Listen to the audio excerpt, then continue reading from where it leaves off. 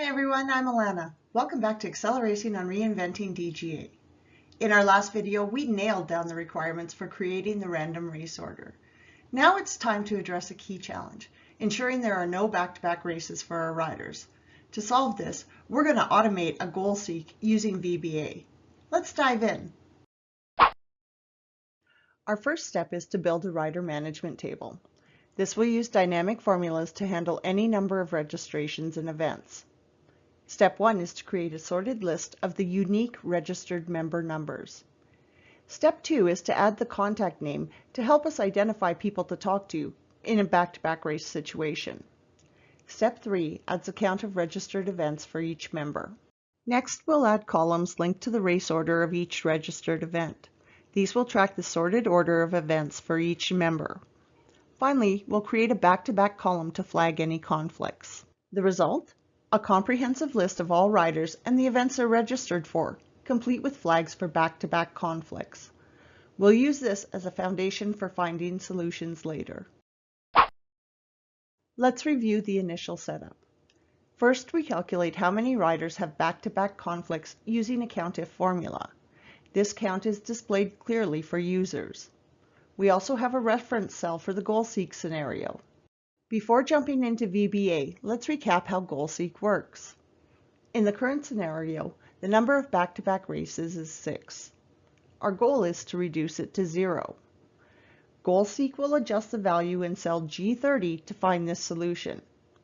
For our purposes, the actual value in G30 isn't important. It's just the variable Goal Seek will change to minimize conflicts.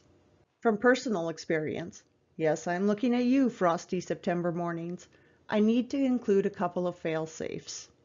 First, we need to limit the duration of Goal Seek to avoid long waits if no solution is found. Next, we need a fallback search.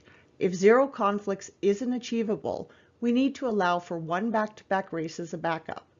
This ensures the schedule can be set with manual adjustments if needed. These steps will save users, and me, a few gray hairs. Now for the VBA code. Step 1 is to declare variables, including start time, maximum duration, 2 minutes, and a success flag, Boolean.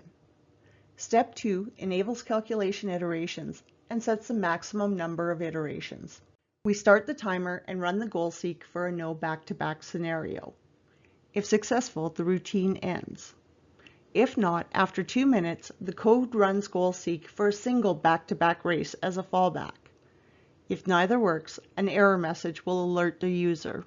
To make it user-friendly, I've assigned the macro to a button. Let's test it out. Bullseye.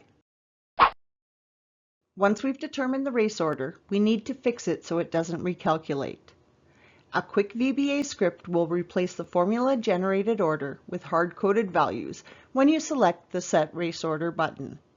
Because we're hard-coding, we also need an easy way to restore the original formula as required.